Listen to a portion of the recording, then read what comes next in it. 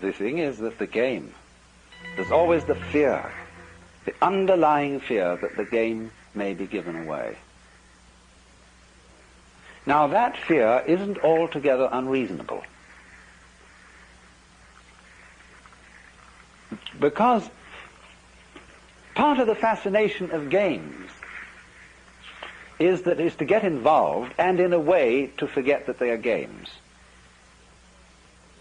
The actor on the stage does his damnedest to persuade you that he is moving in the real world. And children love to get completely absorbed in their games and get the actual thrill of adventure in playing at war and so on. And you see, one reason why people don't really want to know the future, why a really expert fortune teller gives most people a little bit of trepidation, is that if you know what the future is going to be, it is less worthwhile going ahead towards it.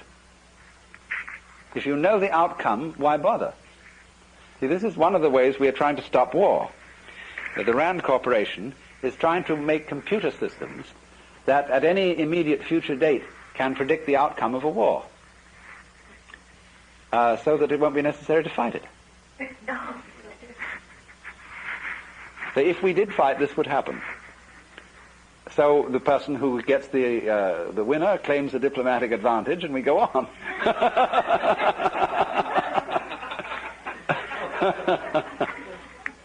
So this is the reason, you see, why we don't want to know that the game is only a game. Now, if we can make believe that the game is real, whatever that means, we are not really very clear about that. But somehow we know what it means in our bones if we don't know very well in our heads what is for real. And we're always testing things out. What is for real? But when the whole world game becomes too real and people become too earnest, it's highly necessary to play a new game, which is the game of game against non-game. As how far can you get away with giving the show away about the game? Nobody really wants to go the whole hog until you're ready for final nirvana. You know, then you give the show away so far as you're concerned. And that's it. But in the meantime, the fascination of seeing how to put together, knowing it's a game, and still playing it. And doing this is what in Mahayana Buddhism is called being a bodhisattva. A bodhisattva is a person who doesn't give his show away completely. He doesn't simply release his consciousness from playing the human game. He is released and yet still in it. He knows the human game is a game, but he goes on playing it with considerable gusto. And his gusto derives in a great deal from the fact of knowing it's a game. You see, you can do that. And it's one of the peculiar properties of self-consciousness, to be able to know it's a game and yet enjoy doing it. It's like being happy and knowing you're happy. Now, a lot of people are afraid of that. They feel that if the moment they say, well, I'm happy, that it'll somehow stop. That it'll be like being too conscious of digesting your food. There is a point there where enjoying dinner, it very slowly merges into disgust. But it needn't be like that. The real gourmet never gets into that bind. And so in the same way, the doing something, being happy and knowing that you're happy, has about it a certain quality of what I would call resonance. For example, if I talk in a room which is completely soundproofed, it's terrible. I can't stand it. There's no resonance. No little tiny echo. I feel I'm talking into the proverbial wet blanket. But if there's a little resonance, if there's a feedback, you see, that makes the thing vibrate a bit more than it ordinarily would. So one gets feedback from an audience. And it's much easier to talk to an audience than it is to a microphone, because there's feedback. And so consciousness is feedback. So for that reason, your voice sounds better when you're singing in the bathtub than it does when you're singing out in an open room, because you get resonance. And so we put resonators, like say a guitar or a violin has a sounding box in it. That's a resonator to make it echo a bit. And so great churches at one time was, or still are, built by acoustic experts. So concert halls, to give them the proper resonance. But when resonance gets too much, it starts chattering. It gets a system of echoes set up. And some of the old cathedrals, which weren't built with acoustical knowledge, you can hear the echoes of the choir going on forever and ever and ever. It sounds very marvelous from a certain point of view, but it's not from a musical point of view. It's a kind of it's more sentimental. And we used even to be taught to sing in church with an echo technique in the voice. So that even if you weren't in a great cathedral with its echoes, you'd slightly sound as if you were. Isn't that trickery for you? That's real showbiz. So, to play the game and to know it's a game can be quite fascinating. And not really giving the show away, but giving it away enough somehow. And that, you see, is the joker's function. So, what he is doing then is he is in a point of view where he sees all that is going on as a game. He doesn't take anything seriously. But don't forget that that doesn't mean that he is simply shallow and frivolous. Because, for example, if somebody were to say to me, "I love you," and I turned to them and said, "Are you serious?" she might say, "No, I'm sincere." Because love isn't necessarily serious. We use the word serious very frequently, where we should be using the word sincere. And the lack of proper delineation between these two words causes a great deal of confusion. It's like the confusion about the word must. You must do this, whether it's a commandment or whether it's a condition, a state of affairs that simply is so. And so in the same way, we need a clarification of must, and we need a clarification of serious. And it can be divided down into serious on the one hand, or sincere on the other. What is sincerity? Sincerity is being integrated, being all of a piece. Now you see, we often think that the person who doesn't take life seriously isn't all of a piece. That is to say, his heart's not really in it. He is out here living, you see, and going along and talking to people. But the feeling is of an insincere person, there's something in the back of his mind that isn't participating.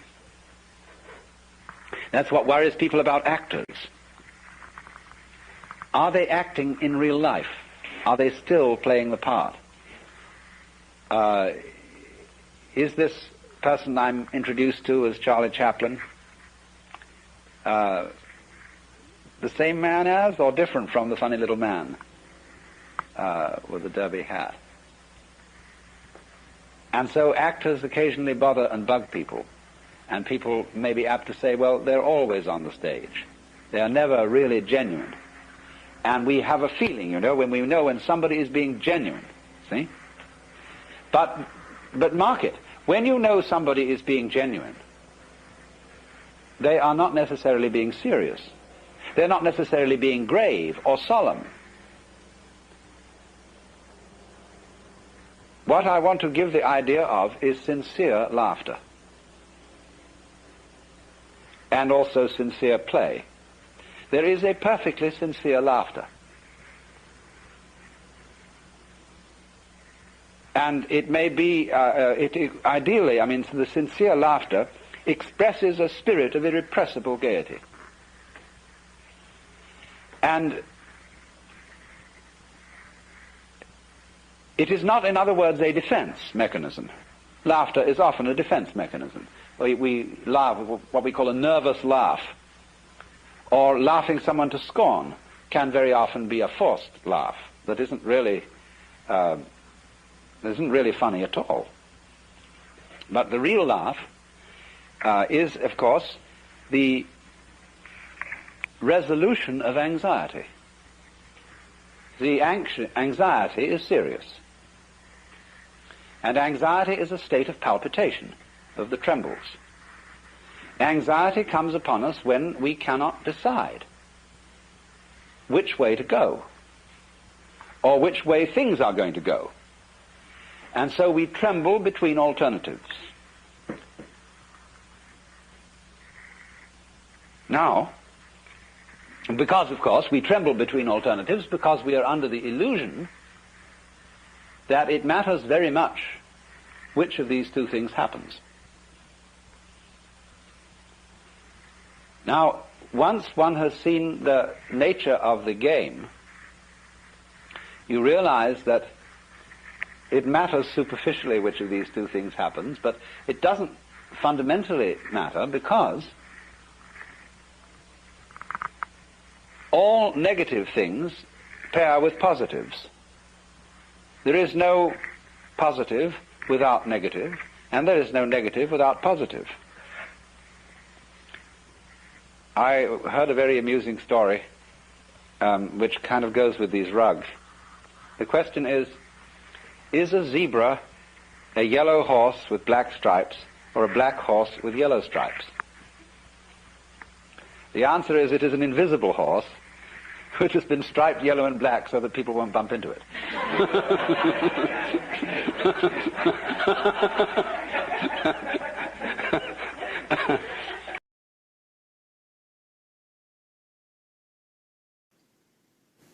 Mongo no go. Oh, come on, Mongo. You a free man. Mongo stay with Sheriff Bart. Sheriff first man ever whipped Mongo. Mongo impressed. Have deep feelings for Sheriff Bart. Now, in a similar way, reality is an invisible state of affairs, beyond all description and thought, but it has been striped black and white, so as to be seen. And this is life and death, up and down, sound and silence, the whole vibratory character of being. And the game, the fundamental game that the universe is playing, is to forget that this is so. You see, what you might say in theological language, the invisibility of God is his self-forgetfulness. And the visibility of the world is the game being played. Now, the nature of the game, I think I've told some of you this before, but I see some I haven't. The nature of the game is, let us pretend that the positive and the negative are not really identical.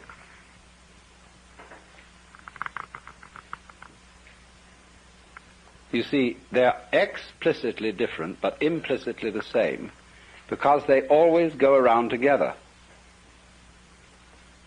And that reveals a hidden, implicit conspiracy between black and white. And the truth is you can't have one without the other. But if we can pretend that they don't go together, that they are actually enemies, then we can have all sorts of games. The first game of which is, oh dear, black might win. The next game is, but white must win. And from that position, you can develop all the games you want. And it's interesting, isn't it, how so many of our table games, like chess and dominoes and checkers and so on, use the black and white pieces. And you can find in the conventions of chess, one could discuss all the problem in terms of chess. When I bring up the Joker, of course, we're in a way discussing it in terms of the game of cards, because the Joker is the card beyond roll, the card that's wild, that can be any card in the pack. In other words, it's delivered from being a particular someone and can be an anyone. And it pops up here, and it pops up there, and it pops up here. And you never know, where is the Joker? Who is the Joker? You see? The thing that we have to understand, really, is that all the roles are the Joker playing them. And the Joker is looking at you out of all pairs of eyes. There he is. Only he's pretending very often that he's not the Joker at all. Oh no, this is just me. I'm not the Joker. Where is the Joker? Well, let's have an intermission.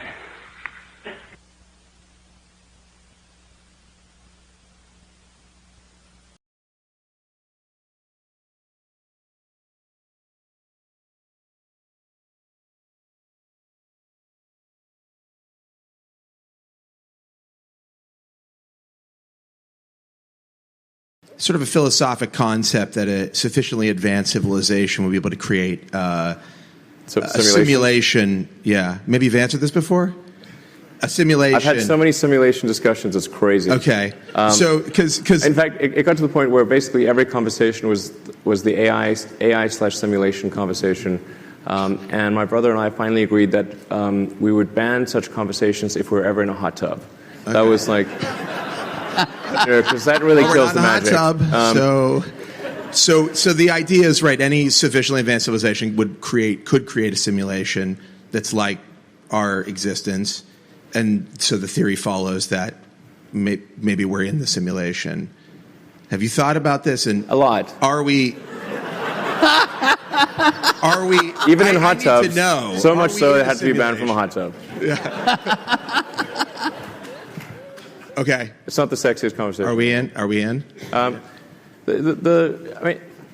I think here's, in my mind, like the strongest argument for us being in a simulation, probably being in a simulation, I think is the following. That 40 years ago, we had Pong, like two rectangles and a dot. That was what games were. Now, 40 years later, we have photorealistic 3D simulations with millions of people playing simultaneously, and it's getting better every year. Mm-hmm. And soon we'll have virtual reality, we'll have augmented reality. If you assume any rate of improvement at all, then the games will become indistinguishable from reality, just indistinguishable. Mm-hmm. Even if that rate of advancement drops by 1,000 from what it is right now, then you just say, okay, well, let's imagine it's 10,000 years in the future, which is nothing in the evolutionary scale. So given that we're clearly on a trajectory to have games that are indistinguishable from reality, and those games could be played on any set-top box or on a PC or whatever, and there would probably be, billions of such, computers or set-top boxes, it would seem to follow that the odds that we're in base reality is 1 in billions. So tell me what's wrong with that argument. Is the answer yes? The argument is probably. I mean, but I just like, is there a flaw in that argument? I mean, someone. I'm not sure what the error. No. The argument makes sense. So the assumption then is that somebody beat us to it, and this is a game. No. There's a 1 in billions chance that this is base reality. Oh, okay. What do you think? Well, I think it's 1 in billions. Okay. Yeah, I mean, that seems to be like clearly what it suggests. Right. And actually, I mean, arguably, we should hope that that's true, because otherwise, if civilization stops advancing, then that may be due to some calamitous event that erases civilization. So maybe we should be hopeful that this is a simulation, because otherwise... Because they could reboot it. Well, otherwise, either we're going to create simulations that are indistinguishable from reality, or civilization will cease to exist. Those are the two options.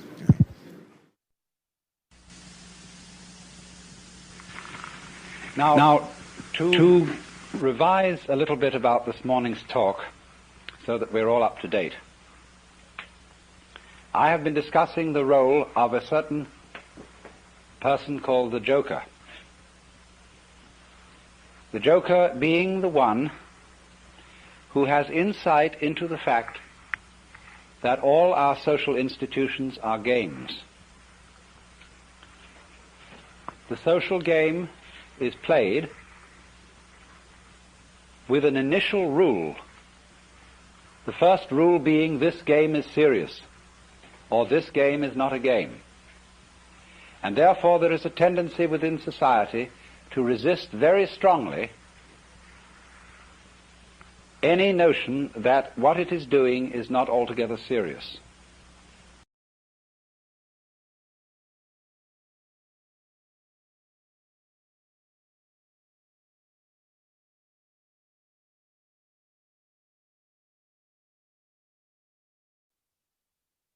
Good morning. It's June 1, 2021, and it's a Tuesday. Here in L.A., cloudy morning, very slight breeze blowing, 61 degrees Fahrenheit, around 16 Celsius. Today, I was thinking about Bob Dylan and his song, Things Have Changed.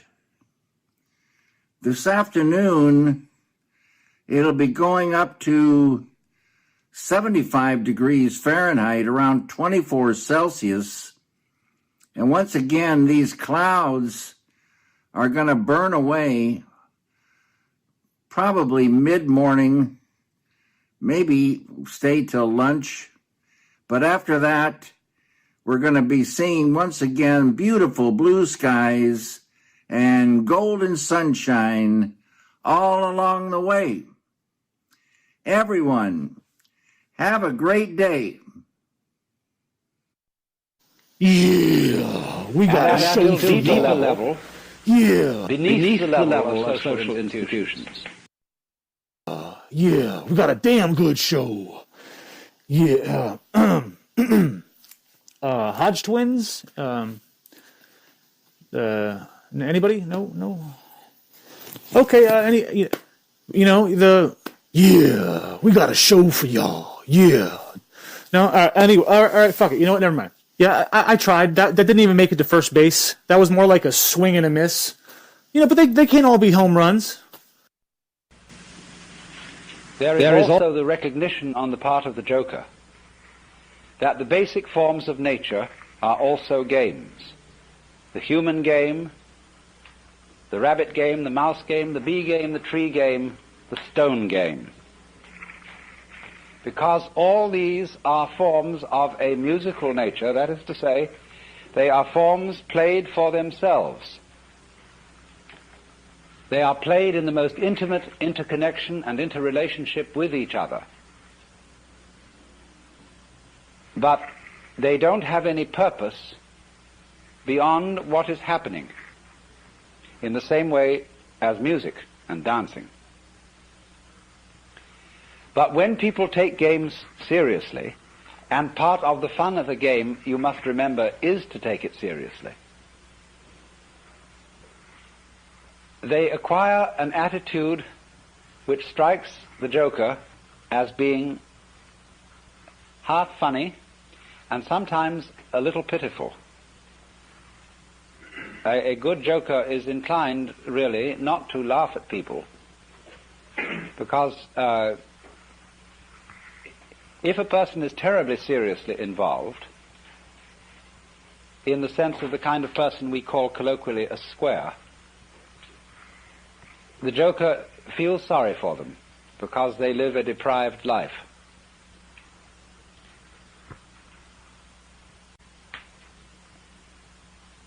But the point is that he is the one who is a wild man, which is to say, he has no fixed role. He can play, as the joker can in the deck of cards, any role. And in a way, in that sense, all of us are roles of the joker. Because the real joker, of whom any human joker is a manifestation, the real joker is Brahman, is the ultimate player of the game, the divine ground of the universe. So then, if you look upon the world as play, as what the Hindus call the Vishnu Leela, Vishnu being one of the names of God, and Leela meaning sport or play, from which we get our word lilt, then Vishnu or Brahman is the big joker, and anyone who realizes this is the little joker.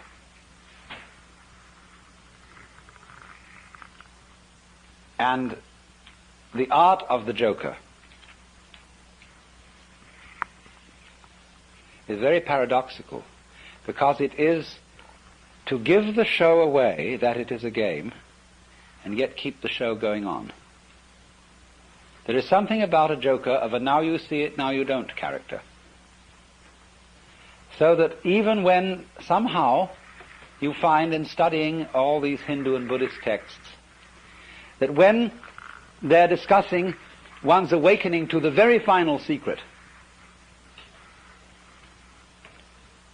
somehow there is the feeling of, well, what did we get? Because you step into a new dimension. You see from the standpoint of this sort of awakening that really and truly you were awakened all the time.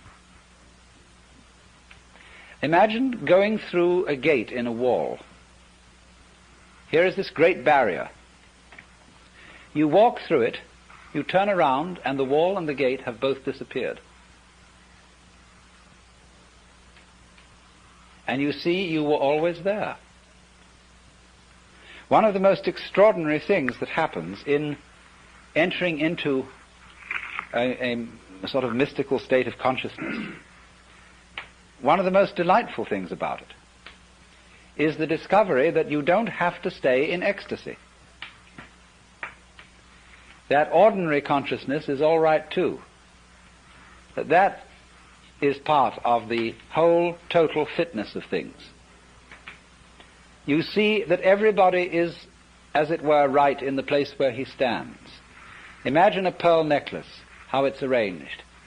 Down in the center they put the big pearls, and then they trail off slowly until there are very tiny pearls at the back. And so it doesn't matter whether you're a big pearl or a little pearl. You all constitute the harmony of the whole. So they say in Zen Buddhism, a long thing is the long body of Buddha, a short thing is the short body of Buddha. I call this piece advertising.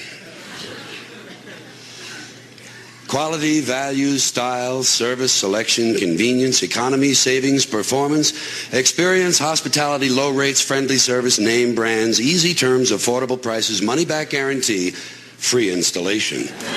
Free admission, free appraisal, free alterations, free delivery, free estimates, free home trial, and free parking. No cash? No problem.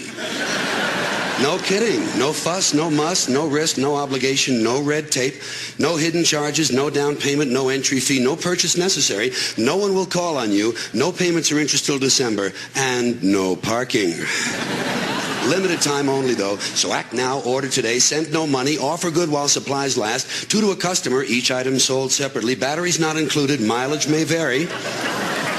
All sales are final, allow 6 weeks for delivery. Some items not available, some assembly required, some restrictions may apply. Shop by mail, order by phone. Try it in your home, get one for your car. All entries become our property. Employees not eligible, entry fees not refundable. Local restrictions apply. Void where prohibited, except in Indiana.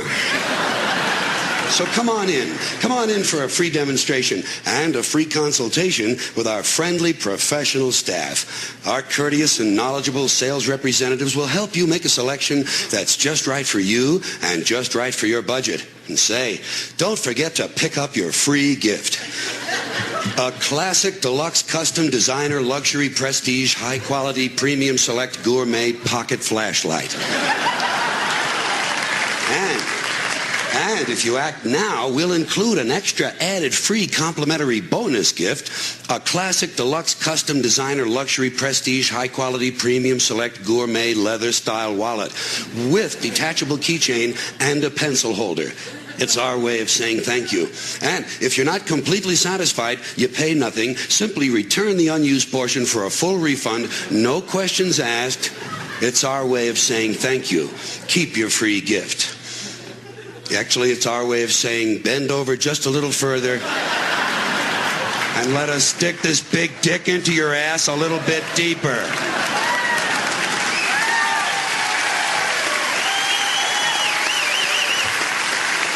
Well,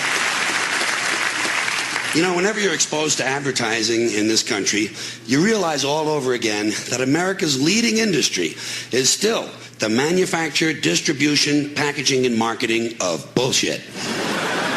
High-quality bullshit. World-class designer bullshit, to be sure. Hospital-tested, clinically proven bullshit. But bullshit nonetheless.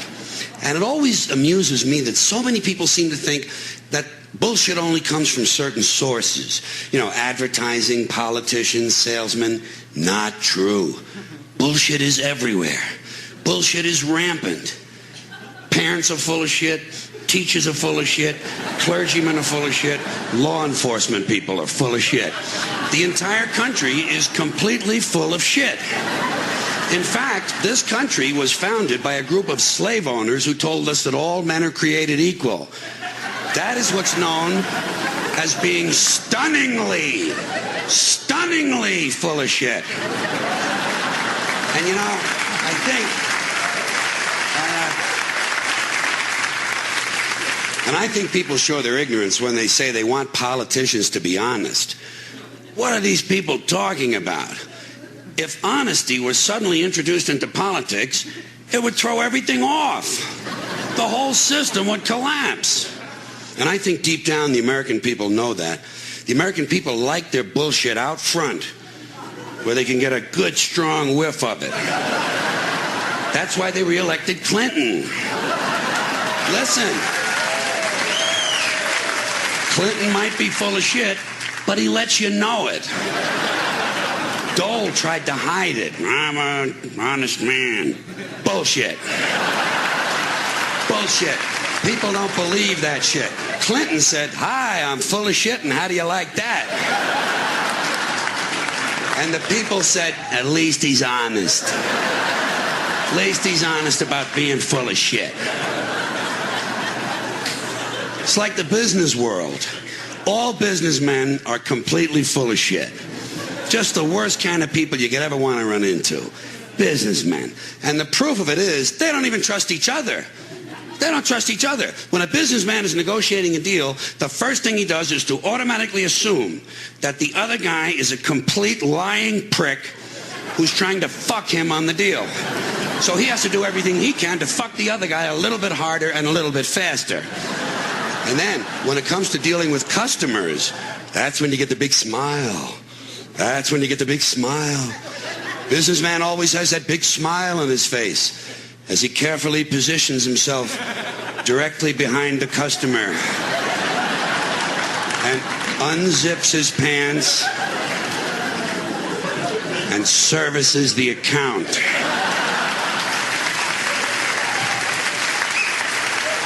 We specialize in customer service. You heard that? Now you know what it means.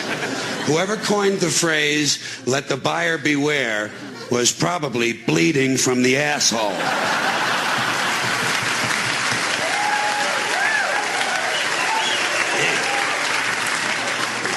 Then you have advertising. Advertising is the businessman's cheaply dressed $2 blowjob. Advertising sells you things you don't need and can't afford that are overpriced and don't work. And they do it by exploiting your fears and insecurities. And if you don't have any, they'll be glad to give you a few by showing you a nice picture of a woman with big tits.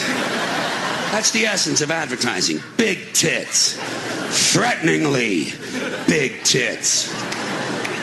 And speaking of big tits, what about show business? Show business, completely dishonest, corrupt, and full of shit, but in a nice way. Plenty of expensive drugs and perverted sex. If you're going to be full of shit, might as well enjoy your work. Then you have the media. Not just the news media, let's include them all.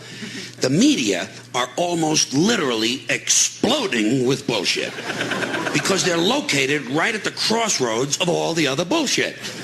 The media are made up of equal parts advertising, politics, business, public relations, and show business. These people are sitting right at bullshit junction. There's enough bullshit in the media for Texas to open a branch office. And you still have enough left over to start 2 law firms and a Christian bookstore.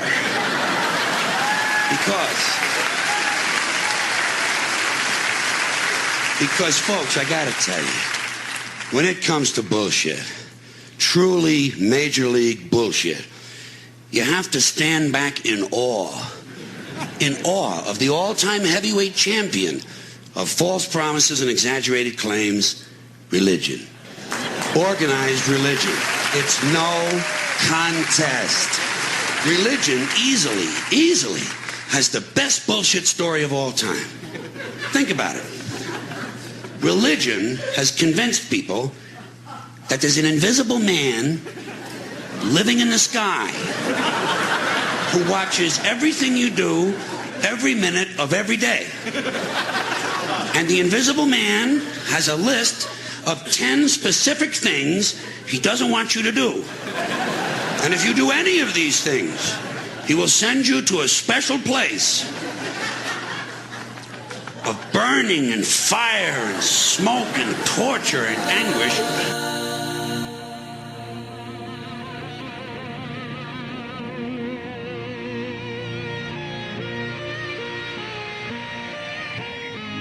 Yeah, Thanks again for listening. Hey, great to see you here at band.video.